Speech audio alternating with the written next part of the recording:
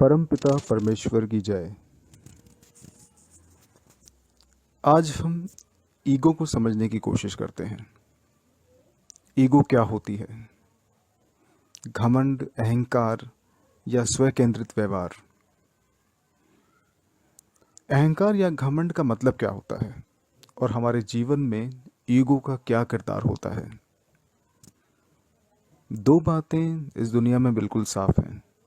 पहली कि ब्रह्मांड की कोई सीमा नहीं, और दूसरी इंसान की मूर्खता की भी कोई सीमा नहीं। हम इंसानों की मूर्खता और अनदेखी के कई कारण हो सकते हैं, लेकिन सबसे बड़ा कारण होता है सच्चाई और सत्य को नकारना। और सच्चाई और सत्य को नकारते हुए हम खुद ही अपनी बर्बादी का कारण बन जाते हैं। एक व्यक्ति जो अपने आप को नहीं जानता, वो बर्बादी के रास्ते पे चल चुका होता है। पतन और बर्बादी के कई कारण हो सकते हैं, लेकिन सबसे बड़ा कारण होता है अपने आप को ना समझना। ईगो या अहंकार एक धुंध की तरह होता है, जिसके रहते जीवन स्पष्ट दिखाई नहीं देता, जीवन का सत्य और वास्तविकता दिखाई नहीं देती। अपने आप को अनदेखा करके दुनिया को समझना ठीक वैसा होता है जैसे अंधेरे कमरे में बुझा हुआ दिया लेकर किसी वस्तु को खोजना। अपने आप को अनदेखा करके बाहरी दुनिया को समझना सबसे बड़ी मूर्खता है और पतन का सीधा रास्ता है। अपने आप को जाने बिना जीवन एक भ्रमित करने वाले सपने की तरह होता है, एक ऐसा सपना जो बहुत रंगीन और चमकदार होता है। मोह माया का सबसे पहला कार्य होता है सत्य को छुपा देना, सत्य को अपनी चमक से ढक देना। लेकिन सत्य एक मूल सिद्धांत है जो इस ब्रह्मांड में होने वाली हर घटना का मूल कारण है। सत्य काल से परे है। सत्य वक्त के अनुसार नहीं चलता। सत्य हर व्यायाम में हर एक सा होता है। सत्य पे कोई रंग नहीं चढ़ता। सत्य ना तो कड़वा होता है ना मीठा होता है। सत्य केवल सत्य होता है। सत्य कोई दुर्लभ तत्व नहीं जिसे सिर्फ ऋषि, मुनि, धार्मिक गुरु, दार्शनिक या किसी मंदिर के पुजारी या गुफा में बैठने वाले साधक या भगवान का ध्यान रखने वाले योगी समझते हैं। सत्य बहुत साधारण है। अगर आपके पास वो दृष्टि है तो सत्य को समझना और जानने के लिए हमें कहीं जाने की जरूरत नहीं है। सत्य को खोजने के लिए हमें किसी विशेष जाति या संप्रदाय से होने की जरूरत नहीं। सत्य को समझने के लिए हमें अपनी आंखें खोलने की जरूरत नहीं है, बल्कि आंखें बंद करने की जरूरत है। सत्य हमें अपने अंदर खोजने की जरूरत है। सत्य हमारे भीतर है। सत्य हमारे साथ होने वाली हर अच्छी बुरी घटना और परिस्थिति में होता है। सत्य हर पल, हर क्षण, हर कदम पे हमारे साथ होता है। सत्य हर समय हमारे साथ होता है, उठते बैठते, कार्य करते, जगते, सोते समय। सत्य हमारे जन्म के साथ हमारे शरीर से जुड़ा हुआ होता है, और जब ये शरीर ये आत्मा छोड़ता है तो सत्य भी उसके साथ ही जुड़ा होता है। हम जब किसी से नफरत करते हैं, प्यार करते हैं, तो सत्य हमारे साथ होता है। हम जब अपने आप में पछताते हैं, हम जब किसी बात पर अपने आप पे पछताते हैं और अपने आप पे घमंड या अहंकार करते हैं, तो सत्य हमारे साथ होता है। तो फिर सत्य है क्या? कहाँ है? सत्य को कैसे महसूस किया जा सकता है?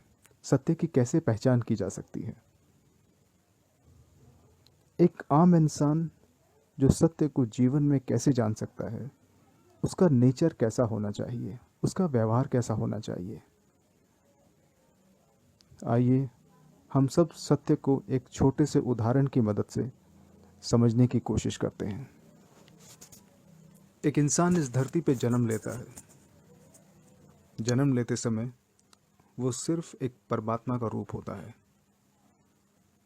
माँ की कोख से जन्म लेने के बाद उसे इंसान की श्रेणी में रखा जाता है, उसका नामकरण होता है। माँ की कोख से जन्म लेने के बाद उसे कई सारी पहचान दी जाती है। धार्मिक पहचान, जैसे कोई हिंदू है, कोई मुस्लिम है, कोई सिख है, कोई ईसाई है तो कोई जैन है। धार्मिक पहचान के बाद हम उसे भौगोलिक पहचान देते हैं।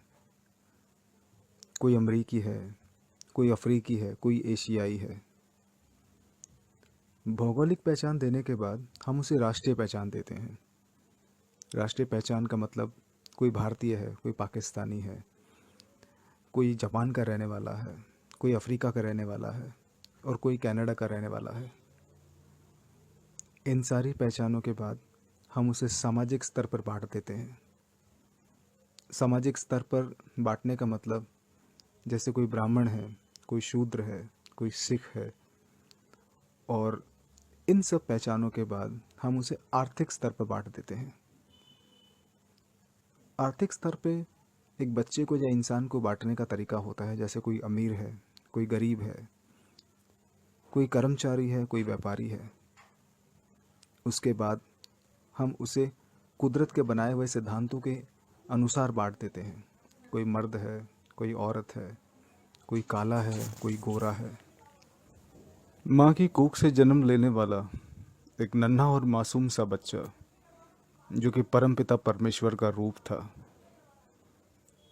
हम लोगों ने उसे इतनी सारी पहचान दे दी कि वो अपनी खुद की पहचान खो बैठता है, अपनी असली पहचान खोज ही नहीं पाता। माँ की कोख से जन्म लेने वाला बच्चा, जिसका मन, चेतना, इमोशंस, भावनाएं बिल्कुल साफ, सुंदर और पवित्र होती हैं, लेकिन व्यक्ति जो इतनी सारी पहचानों के साथ दबा हुआ होता है, एक बच्चा जो इतनी सारी पहचानों के साथ बड़ा होता है, वो बहुत मुश्किल से अपने आप को इन पहचानों से दूर कर पाता है। हम जब इतनी सारी भ्रमित और झूठी पहचानों के साथ रहते हैं तो अपने अंदर और अपने मन को झांकना बहुत मुश्किल हो जाता है, या लगभग नामुमकिन हो जाता है।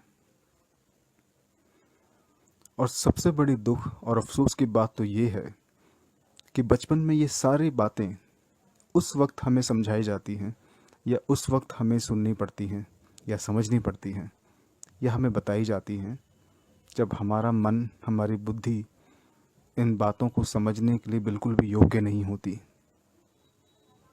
छोटा सा बच्चा जो खाने के लिए, सांसारिक सुविधाओं के लिए, शारीरिक सुरक्षा के लिए, मार्गदर्शन के लिए, समाज में रहने के लायक बनने के लिए पूरी तरह अपने माता पिता पर निर्भर होता है। एक चेतना, एक मन, एक बुद्धि को ये सारी सांसारिक बातों का झूठा ज्ञान उस वक्त दिया जाता है जब वो अपने आप को भी संभालने के लायक नहीं होता, और वो बच्चा इन सारी बातों को सत्य मानकर स्वीकार कर लेता है। एक छोटा सा बच्चा हमारी बताई गई इन सारी सांसारिक बातों को सत्य मानकर, बिल्कुल सच मानकर, अपने सच्चे मन से स्वीकार कर लेता है। फिर उस बच्चे की चेतना एक दूसरी या फिर झूठी चेतना को जन्म देती है, जिसे हम सेल्फ आइडेंटिटी भी कहते हैं, जिसे हम मैं भी कह सकते हैं। और इस मैं और इस सेल्फ आइडेंटिटी का एक बहुत ही छोटा सा लेकिन बहुत ही प्रभावशाली और महत्वपूर्ण हिस्सा होता है, जिसे हम ईगो कहते हैं। ईगो किसी पानी के बुलबुले की तरह होती है, जिसका अपना कोई अस्तित्व नहीं होता, लेकिन अपने झूठे अस्तित्व को जिंदा रखने के लिए ईगो सारी जिंदगी किसी संघर्ष में लगी रहती है। और ये ईगो हम सब के अंदर होती है। ईगो का भी एक व्यवहार होता है, इस ईगो का भी एक आचरण होता है, और सबसे दुखद व्यवहार होता है कि ईगो कभी भी संतुष्ट नहीं होती, और इस असंतुष्ट ईगो की वजह से हम संघर्ष करते रहते हैं। जैसे अपनी दूसरों से तुलना करना, सांसारिक अथवा भोग विलास की वस्तुओं के साथ गहरा मोह हो जाना, दूसरों द्वारा दी जाने वाली रिस्पेक्ट, आदर या सम्मान की चाह रखना, या लोगों से उम्मीद रखना कि वो हमारी रिस्पेक्ट करें, हमें आदर दें। दूसरों की तुलना में बेहतर होना, दूसरों की तुलना में ज़्यादा सुंदर या खूबसूरत दिखना, दूसरों से ज़्यादा पैसा कमाना, दूसरों से बड़ी संपत्ति इकट्ठा करना, दूसरों की तुलना में ज़्यादा अमीर बनना। ईगो हमें दूसरों के मुकाबले ज़्यादा बुद्धि या ज़्यादा चतुर बनने के लिए भी प्रेरित करती है। ईगो हमेशा हमें दुनिया में अपनी मर्जी चलाने के लिए प्रोत्साहित करती है। ईगो हमें लोगों के साथ रहकर उनका फ़ायदा उठाने के लिए मजबूर करती है। ईगो या अहंकार में जकड़ा हुआ इंसान हमेशा भूतकाल में जीता है, और भूतकाल में जीने वाला व्यक्ति केवल भविष्य के बारे में सोचता है, उसे वर्तमान में जीने का मौका ही नहीं मिलता। या फिर यूँ कह सकते हैं कि ईगो से घिरा हुआ इंसान हमेशा भूतकाल का शिकार होता है, और वो अपने अस्तित्व को बनाए रखने के लिए हमेशा भविष्य की ओर अग्रसर रहता है, लेकिन उसे वर्तमान की परवाह नहीं होती। अहंकार का शिकार इंसान हमेशा अपने जीवन में घटी हुई घटनाओं से डरा हुआ होता है, और इसी डर की वजह से वह अपने चारों ओर एक ऐसी दीवार बना लेता है। उस दीवार की वजह से वो लोगों को अपने करीब नहीं आने देता। और ऐसा व्यक्ति जो हमेशा सत्य से दूर रहता हो, ये उस व्यक्ति की पहचान होती है कि वो अपनी ईगो से और अपनी ईगो के द्वारा जन्मित, अपनी ईगो के द्वारा पैदा किया हुआ अंधकार, उस अंधकार में वो हमेशा रहता है। अगर हम शांत चित्त से, एकदम शांत बुद्धि से अपने अंदर देखने की कोशिश करें, तो हम देखेंगे कि ईगो हमारे विचारों को, हमारी भावनाओं को, हमारी इच्छाओं को, हमारी चालाकी को, हमारी धारणाओं को कंट्रोल करती है। ईगो हमें जीवन के अस्तित्व को बनाए रखने के लिए अनैतिक ढंग से मदद करती है। अगर हम ईगो को समझने की कोशिश करें, तो हम अपने व्यवहार और ईगो द्वारा उत्पन्न हुई सारी परेशानियों को समझकर उनका समाधान निकाल सकते हैं। ईगो सिर्फ इंसानों में पाई जाती है, जानवरों में, पशु पक्षियों में ईगो नहीं पाई जाती। यह बिल्कुल नाम मात्र की ईगो पक्षियों में या जीव जंतु में पाई जाती है। हमारे आसपास दिखने वाले, घरों में पाए जाने वाले छोटे छोटे कीट पतंगे या छिपकली या मच्छर, इनके अंदर भी ईगो होती है, लेकिन बिल्कुल नाम मात्र। वो ईगो कुदरत के द्वारा कंट्रोल होती है। लेकिन इंसानों के मन में जो ईगो पाई जाती है, जो इंसानों में जो अहंकार होता है, वो कुदरत का हिस्सा नहीं होता। वो खुद इंसानों के द्वारा बनाई गई एक भ्रमित आइडेंटिटी होती है, जिसको हम भ्रम कह सकते हैं। और ऐसी ईगो से घिरा हुआ इंसान सिर्फ पतन की ओर अग्रसर होता है। ईगो ही हमारे मानसिक तनाव और डिप्रेशन का कारण होती है। आज दुनिया में जितनी भी मानसिक और मेंटल लेवल पे जितनी बीमारियां हैं, जितनी परेशानियां हैं, उनका कारण ही होता है कि हम अपने आप को नहीं समझ पाते, और बाहरी दुनिया से हमारी जो अपेक्षाएं होती हैं, जो हमारी उम्मीद होती हैं, जो एक्सपेक्टेशंस होती हैं, वो बिल्कुल नाजायज़ होती हैं। ईगो जिस भ्रम को जन्म देती है, उसे ही अंधकार कहते हैं। ईगो के कारण ही हर परिवार में दुख है, तकरार है, परेशानी है। ईगो के कारण ही हर घर में पति पत्नी, भाई भाई में झगड़ा है। ईगो के कारण ही हम अपने पड़ोसी से जलते हैं। ईगो के कारण ही हम अपनी सब कुछ अपना बनाने की कोशिश करते हैं। ईगो के कारण हम मृत्यु को अनदेखा करते हैं। ईगो की काल्पनिक दुनिया और वास्तविक दुनिया में जमीन आसमान का फर्क होता है। लेकिन ईगो से घिरा हुआ व्यक्ति कभी अपने काल्पनिक दुनिया से बाहर ही नहीं आ पाता, क्योंकि काल्पनिक दुनिया बहुत आरामदायक और सुंदर होती है, लेकिन वास्तविक दुनिया सिर्फ परमात्मा के बनाए हुए सिद्धांतों के अनुसार काम करती है, लेकिन न्यायपूर्ण होती है।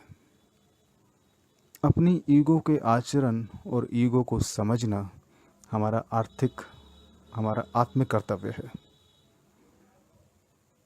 परमपिता परमेश्वर की जय।